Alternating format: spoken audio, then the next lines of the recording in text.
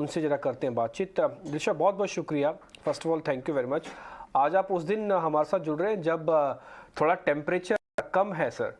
इससे पहले मंदी का, डिप्रेशन का, या कहें कि दिक्कतों का वो टेम्परेचर थोड़ा ज़्यादा था, थोड़ा कम हुआ है सर। ये कम ही रहेगा ना? मतलब हम ये कह सकते हैं मोटा मोटी कि बुरे दिन चले गए, अच्छे दिन आने वाले, और सही वाले अच्छे दिन आने वाले हैं। अच्छा, धन्यवाद आपको मेरे को शो पे मतलब करने के लिए। तो एक्चुअली मैं वही देख रहा था कि मैं शायद 2 हफ्ते पहले आया था आपके चैनल पे, और उस समय कोई 2.5% डाउन था निफ्टी। हाँ। और तब भी हमने यही बोला था कि थोड़ा धैर्य रखिए, थोड़ा कंजर्वेटिव रहिए, आप ज्यादा पैनिक मत कीजिए। तो अभी जब निफ्टी ऊपर है तो एक्चुअली रीजन है उसका ऊपर होने को। इनफैक्ट हम तो काफी कॉशियस हो गए थे beginning of the year itself में, और हमने स्लोली पिछले पहले 2-3 महीने में हमारे पास 25% कैश पड़ा था, उल्टा कैश आउट कर दिया था हमने। और अभी कॉन्स्टेंटली हम वो कैश डिप्लॉय कर रहे हैं, बिकॉज हमें लग रहा है कि एक एक जो होता है ना, जहर निकल आया मार्केट में, वो हो गया है।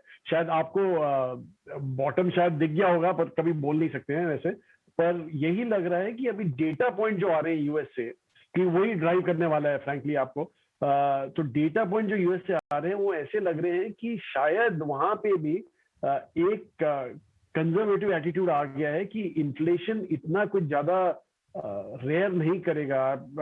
8.6% ऑलरेडी हो गया है, क्रूड थोड़ा नीचे आ गया है, और वहां पे जो रिटेलर्स हैं वो बोल रहे हैं कि there a dip in demand. तो ऑब्वियसली ये सब जो डेटा पॉइंट्स हैं वो यही दिखाते हैं कि डिमांड कम हो रहा है, और उसके चलते इन्फ्लेशन भी, आपने कमोडिटी प्राइसेस में देख लिया करेक्शन कितने जोरों के हैं। कहीं कहीं में तो 50-50% करेक्शन आ गए हैं, और 20% तो एवरेज रहे हैं अक्रॉस द बोर्ड।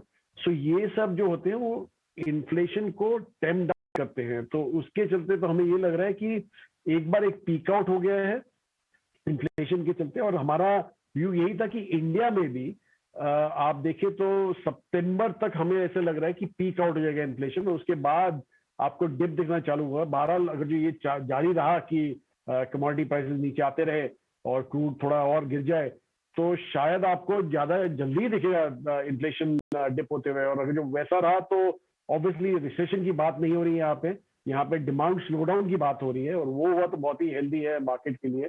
और दूसरा, जैसे मैंने आपको पहले भी बताया था कि इंडिया का जो वैल्यूएशन है वो तो अपने 10 साल के एवरेज पे आके अभी डटा हुआ है वहां पे। और this is a very good sign कि जो प्रीमियम थे वो चले गए।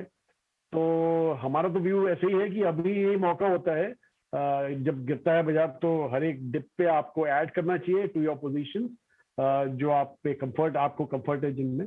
तो वैसा, तो very long answer to your short question, but लग रहा है कि थोड़ी मुस्कान रहेगी लोगों के चेहरे पे अभी से। बिल्कुल। Morning Dinshaw, I remember last time जब आपसे बात हो रही थी तो आपने कहा था partially you sitting on cash, लेकिन अच्छा लग रहा है, इनकरेजिंग टू हियर कि आप अब कैश डिप्लॉय पूरी तरह करना शुरू हो चुके हैं। So that means grass is getting greener now. एक व्यू लेकिन आपने उस वक्त जरूर शेयर किया था जब डिफरेंट सेक्टर्स पर आपसे व्यू ले रहे थे, तब आपसे एक सवाल मैंने पूछा था आईटी पैक पर आप क्या व्यू बना रहे हो, और आपने तब कहा था कॉशियस नजरिया है उस वक्त का। क्या अब भी कॉशियस है? जी, आईटी का ये है कि एक्चुअली 2 टाइप के बिजनेसेस होते हैं आईटी में हमेशा। One is called the keeping the lights on business, जो कि रेगुलर बिजनेस होता है, जो आपके लार्ज कैप जहाँ पे ज्यादा भावी होते हैं। और दूसरा होता है कि इम्प्रूविंग द बिजनेस, उसको डिस्क्रिशनरी ज्यादा स्पेंड बोलते हैं वहां पे। तो वो अभी ये जो डिस्क्रिशनरी स्पेंड अगर जो स्लो डाउन हुआ यूएस में, तो वो शायद स्पेंड थोड़ा एक थम सा जाएगा और प्रॉब्ली थोड़ा हो जाएगा। तो उसके चलते हमें कॉशन बरतना ही पड़ेगा। बहरहाल हमने काफी अभी रिपोर्ट से आई थी बड़े बड़े इंटरनेशनल ब्रोकरेज जैसे सीआईओ सर्वेज की, तो उनमें तो यही कहना था सीआईओ का कि सेकेंड हाफ में there will be a slowdown in IT spends by them. तो इट्स ऑब्वियस कि अभी ये जो धंधा एग्जिस्टिंग है वो तो चले ही जा रहा है, लेकिन आगे चल के थोड़ा टेम डाउन हो जाएगा वो धंधा। तो और एक्चुअली वैल्यूएशन भी कुछ सस्ते नहीं है सारे आईटी स्टॉक्स के। दे आर प्री कोविड के हिसाब से तो काफी हाई है। सो दैट में, बट हम ये भी नहीं बोल रहे कि प्री कोविड का ग्रोथ रेट आपका वापस आ जाएगा। हमें लग रहा है कि high single digit growth rate रहेगा आगे चलते। पर एनीवे ग्रोथ तो रहेगा, लेकिन इसलिए कॉशियस रहना पड़ेगा यहाँ पे। हमें अभी भी कॉशन ही दिख रहा है यहाँ पे, तो हम एग्रेसिवली नहीं ऐड कर रहे हैं इस सेक्टर में। तो आईटी स्पेस पर कॉशियस नजर है, सीधी बात है, क्योंकि ग्लोबल फैक्टर्स जो हैं वो इम्पैक्ट करते हैं आईटी स्पेस पर, उसका एक इम्पैक्ट होता है। इसी के चलते यहाँ पर अगर देखें हर तरफ ग्लोबल मूवमेंट जो आती है उसका सीधा असर डोमेस्टिक मार्केट्स पर भी है। ऑफ कोर्स एक्सेंचर के नंबर्स भी देखे, उसके बाद आईटी में सेंटिमेंट बनता हुआ भी दिखा, लेकिन कॉशियस रहना होगा। Tinsha, it's so nice to have you back again. Commodity prices में जो गिरावट का ट्रेंड हम देख रहे हैं, लगातार गिरावट आती हुई दिखी, और इसका सीधा असर जो है एफएमसीजी प्लेस पर पॉजिटिवली नजर आ रहा है। एल्यूमिनियम रीसेंट हाई से अगर देखें 36% की गिरावट, कॉपर अगर देखें 21%, स्टील में भी हमने गिरावट देखी, और ब्रेंट क्रूड तो लगातार खबरों में है। एफएमसीजी सेक्टर को आप कैसे देख रहे हैं, क्योंकि कमोडिटी करेक्शन का सीधा असर है इस पर? जी देखिए, एफएमसीजी सेक्टर मोरलेस डोमेस्टिक प्ले ही है, और जैसा कि आपने कहा कि इनपुट प्राइसेस काफी हद तक उनको मार्जिन कंप्रेशन में आते हैं अगर जो इनपुट प्राइसेस बढ़ जाते हैं। तो अगर जो यहाँ पे मेनली जैसे एक तो एडिबल ऑयल का होता है प्ले, और दूसरा होता है अपने क्रूड का प्ले, जो मेन फैक्टर वर्क करता है एफएमसी में। अगर जो ये दो, अगर जो क्रूड का भी तो ज्यादा दिखा नहीं है हमें करेक्शन, तो अगर जो क्रूड हाई रहेगा तो ऑब्वियसली यहाँ पे थोड़ा इनका मार्जिन का इशू रहेगा ही रहेगा। आपने देखा था कि I think couple of days back Lever के सीएमडी आके बोले थे कि हमें और प्राइस हाइक्स लेने पड़ेंगे to mitigate the inflationary pressure. तो ये सब जो है एक जब डिमांड इज वेरी फ्लूइड, उसमें थोड़ा प्रॉब्लम क्रिएट करते हैं, इन द सेंस ग्रोथ आपको काफी कम दिखेगी यहाँ पे। तो इसलिए हमें यहाँ पे कॉशियस ही रहना है, और हमें ज्यादा एक्चुअली वैल्यूएशन भी देखिए तो आप काफी हद तक बढ़ चुके हैं, और काफी हिस्टोरिक लेवल से तो काफी हाई है। तो इसलिए थोड़ा संभल के ही रहे एफएमसीजी सेक्टर में तो बेहतर है।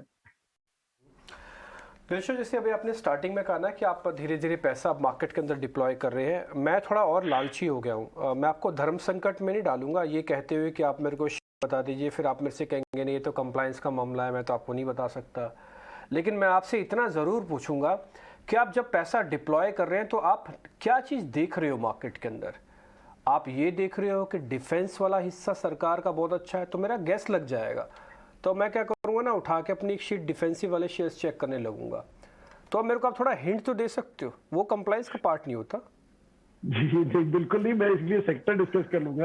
हाँ। और लास्ट टाइम भी जब मैंने सेक्टर्स बताए थे आपको, मैं देखा था बाद में आप बराबर आपने स्टॉक निकाल भी लिए थे वो सेक्टर्स के। तो सर काम ही यही ना सर, क्या करें, आप हिंट कीजिए, हम शेयर निकाल देंगे। हाँ जी, तो हमारा तो यही कहना है कि एक तो जो डोमेस्टिक प्लेस हैं जो इंसुलेटेड है फ्रॉम इन्फ्लेशन, वो आप देख सकते हैं। और एक्चुअली हमने जो आइडेंटिफाई किए थे वो अगर जो देखें आप डिस्क्रिशनरी स्पेंड्स वाले जो प्ले हैं इंडिया में, they appeal to around 30 to 35 crore लोगों को अपील करते हैं वो डिस्क्रिशनरी स्पेंडर्स को, which is a very huge market in itself. So वो अगर आप देखें तो वहां पे हमने अपने पोजीशन बढ़ाने चालू कर दिए हैं उधर।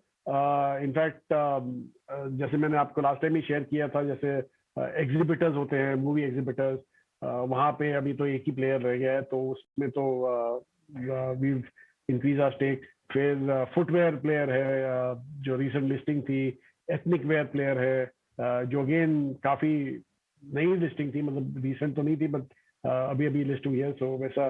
फिर होटल कंपनियां हैं तो उनमें हमने एक्सपोजर चालू कर दिया। तो एक तो ये स्टेटा था जहाँ पे हमने अपना एक्सपोजर चालू कर दिया, और दूसरा है बैंकिंग, विच हमारे हिसाब से तो एक्चुअली काफी अच्छा होना चाहिए आगे चलते, बिकॉज जैसे ही इकोनॉमी ग्रो होती है, मतलब जैसे एक्सपैंड होती है, और आपने हिस्ट्री में देखा होगा कि जो आप यूएस में देखें जब 2 ट्रिलियन का 5 ट्रिलियन हो गया था इकोनॉमी, या चाइना जब 2 का 5 हुआ था, तो बैंकिंग सेक्टर सबसे बड़ा पार्टिसिपेंट होता है इस मूव में, क्योंकि कंजम्पशन ड्रिवन मूव होता है।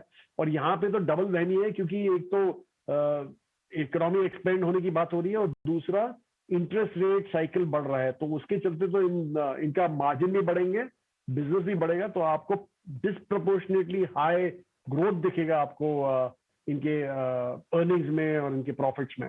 सो इसलिए private sector banks, consumer facing NBFCs, ये सब में आप हमारा एक्सपोजर हम बढ़ा रहे हैं अभी। Absolutely.